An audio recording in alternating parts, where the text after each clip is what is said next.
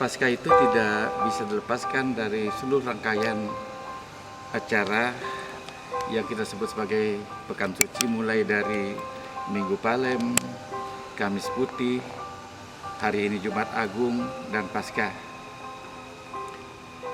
Satu hal yang merupakan fakta dan tak seorang pun siap untuk menghadapinya adalah penderitaan dan kematian.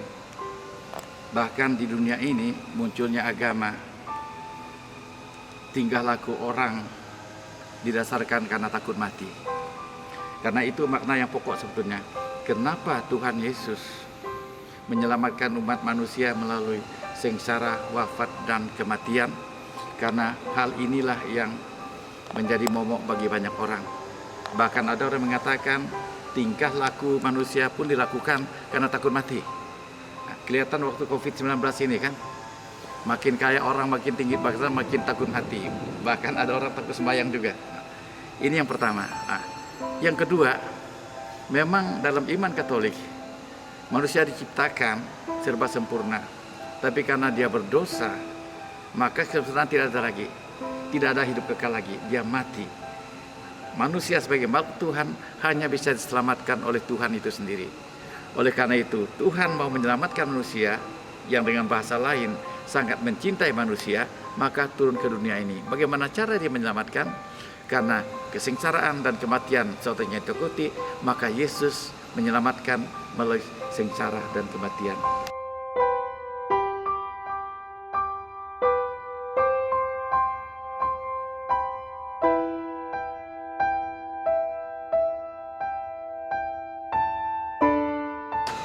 Diperlakukan tidak adil, hampir seluruh penderitaan manusia ada pada diri Yesus, tetapi ini akan mendapat puncaknya ketika hari raya Paskah. Yesus yang menderita, Yesus yang diperlakukan adil, Yesus yang dihukum mati, akhirnya bangkit. Oleh karena itu, Rasul Santo Paulus dalam suratnya kepada Korintus, surat pertama kepada Korintus, pasal 15 ayat 17 dikatakan, kalau Yesus Kristus tidak bangkit, maka sia-sialah kepercayaanmu. Jadi makna Paskah yang paling pokok adalah kita mengimani bahwa sebagai manusia kita pasti mati. Tapi bukan mati konyol, kita juga akan bangkit, akan memperoleh hidup kekal kalau kita percaya kepada Tuhan Yesus sendiri. Jadi bagi saya pribadi, dengan perayaan Paskah ini, kita umat manusia menyadari tidak ada orang yang tidak mati di dunia ini. Nah, kalau kita tidak mungkin hidup kekal, maka harus tersiapkan diri. Maka makna Paskah ini bagi saya adalah walaupun ada penderitaan, walaupun ada kematian, bukan berarti bahwa manusia tidak punya harapan untuk memperoleh hidup yang kekal. Oleh karena itu, rumus iman Katolik yang terakhir adalah aku percaya akan Roh Kudus, Gereja Katolik Kudus, persekutuan para kudus, pengampunan dosa, kebangkitan badan dan hidup kekal.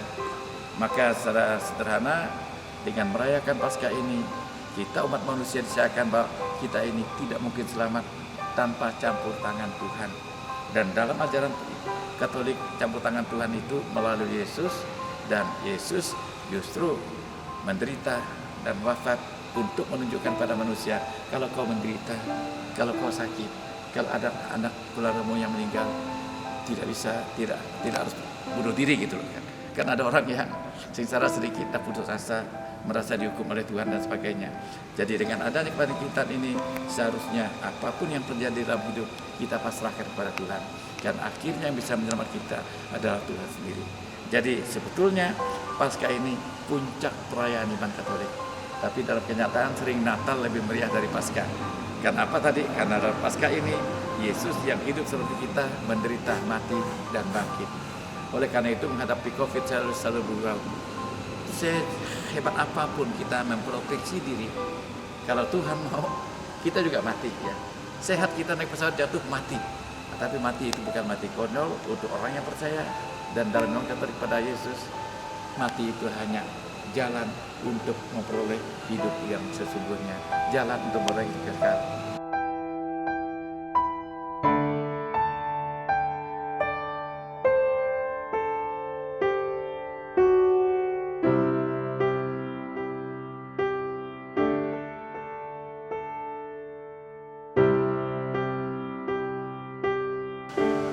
harapan saya, dan saya hubungkan dengan COVID-19 ini, sebetulnya mengingatkan umat manusia, kau jangan sombong deh, kau juga akan mati. Nah, tapi itulah bagaimana kita mengisi hidup di dunia ini sebaik mungkin tanpa meremehkan hidup kekal gitu loh, siapapun dia. Ya, selama ini kan orang hanya mikirnya di dunia ini. Orang kaya tambah kaya lagi, dia sangka itu bisa bertahan hidupnya kan. Nah, orang rebut-rebut jabatan pun tidak menyelamatkan orang untuk masuk surga. Jadi sebetulnya yang paling pokok adalah dengan pengalaman Yesus ini kita diingatkan bahwa hidup kita di dunia ini sementara, bahwa maut itu tidak mungkin dielakkan, tapi ada harapan hidup kekal. Makanya seimbanglah hidup kita ini, ya. Mempertahankan hidup dunia ini bukan berarti melanggar hukum Tuhan, ya kan. Kerja dapat gaji, ya kan. Kerja keras dan bisa kaya. Tapi kalau memperoleh kata dunia ini dengan melanggar hukum Tuhan, ini kontradiksi. Maka Yesus mengatakan, siapa yang mencintai nyawanya akan kehilangan nyawanya. Tapi orang yang tidak terlalu memperhatikan nyawanya, karena nyawa itu di tangan Tuhan, justru memperoleh nyawanya. Kenapa? Nah, jelas sekali. Dia punya gaji sudah 100 juta misalnya, mau tambah 200 juta lagi kan. Ingin lebih kaya, lebih enak lagi, akibatnya Tuhan ini dilahirkan.